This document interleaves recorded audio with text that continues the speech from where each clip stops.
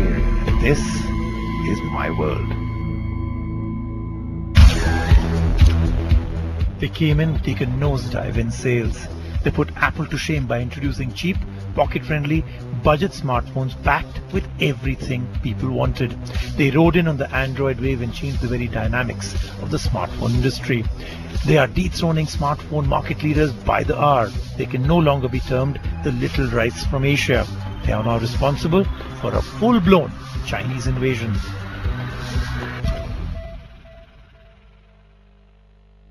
Xiaomi, Oppo, Xiaomi, Coolpad, OnePlus. Apart from the fact that all these brands are homegrown Chinese companies, another common factor that ties these smartphone makers together is that till about 3 or 4 years ago, no one wanted to buy these phones. Forgetting to even know their names, nobody knew them. No one trusted a phone made and shipped from the country of the Red Dragon. The phrase, a Chinese phone, in itself was looked down upon as a description of a cheap, tacky, plasticky device that would work for maybe 15 days and was usually illegally imported into our country. That has changed with a vengeance. Fast forward now to 2014. These brands are some of the strongest new contenders in becoming the top-selling smartphone brand in the world. So what led to this tectonic shift? The bigwigs like Samsung, Apple and HTC are feeling the tremors, but will they witness a full-blown earthquake?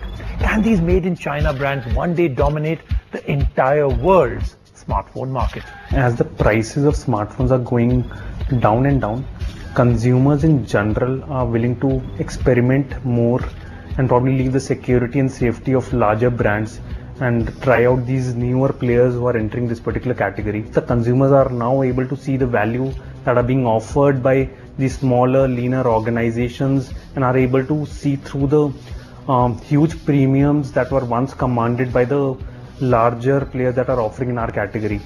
Everybody will make a comeback for sure, but I'm not sure whether these guys can actually make a comeback unless they change the strategy completely, because of the fact that they really need to think the local piece over here. For them, I've worked in some of these brands before, and I know how they think. It's just the fact that they think from a global point of view, it's not their fault. But sometimes in today's day and age, you really need to think local as well, and that makes a lot of difference. Happy birthday, Dad. The prowess of Chinese smartphone companies can only be attributed to smarter sales strategies. Papa, this phone is $4,099 only on Flipkart.com. These brands have taken online retail by a storm. They've changed business models. They don't look at setting up retail shops. It's a very simple, straightforward way to success. No other big global smartphone brand has been able to successfully sell as many phones online as these brands. For instance, this year Xiaomi has already outsold Apple and Samsung in China with an astonishingly quick rise. Xiaomi is already becoming a name to reckon with in India.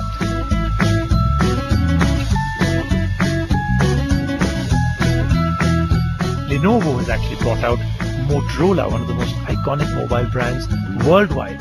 And all of this has been possible thanks to fantastic products, world-class manufacturing, better retail strategies, and overpowering online sales.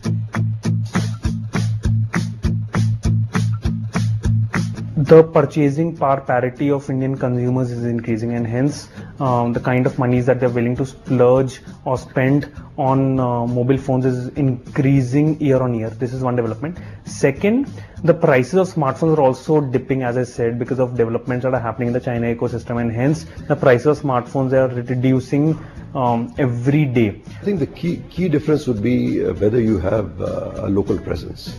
So there would be brands which have local presence in India, they have offices in India, they have service network across India. Those brands obviously would be able to handle all these issues. But when you talk about brands which are coming from China, just tying up with one particular online partner and then trying to sell, they'll obviously have challenges of after-sales service. So I would suggest any new brand which comes from India, I think needs to set up their distribution and their service network very, very strong to be able to actually do justice to the pre and the post sales.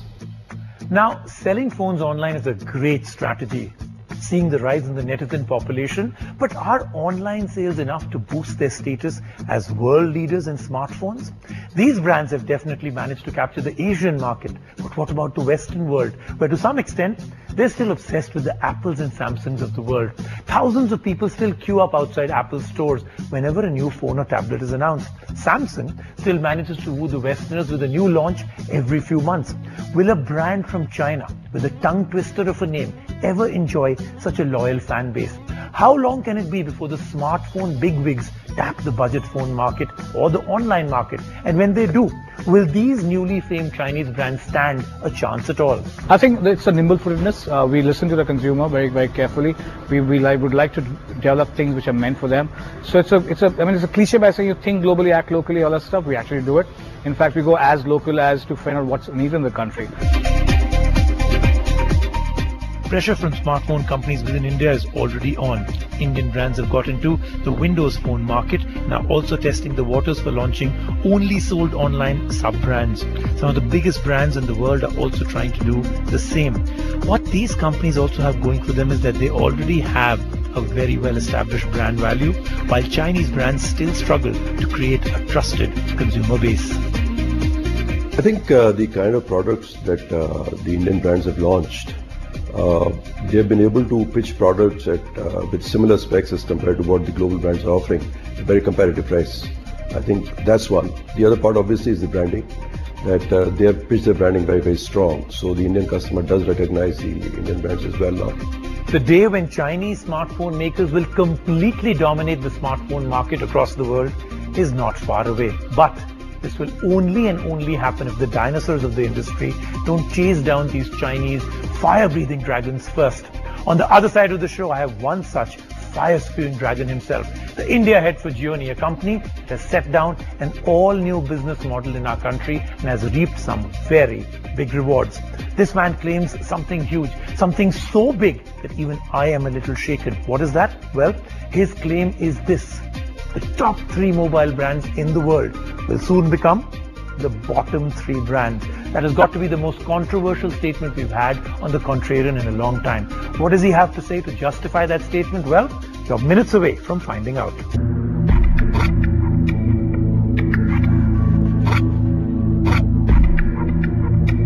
Lots of huge changes in the mobile phone. The business model is changing. So the 3 areas that we thought were the pillars of how people bought and sold mobile phones is changing. What happens next? See, Rajiv, what's happened is it's happened gradually. It's not sudden. Really? We see it as something that came out of the blue. Yeah, I mean, that's because you saw it late. I am the Contrarian. This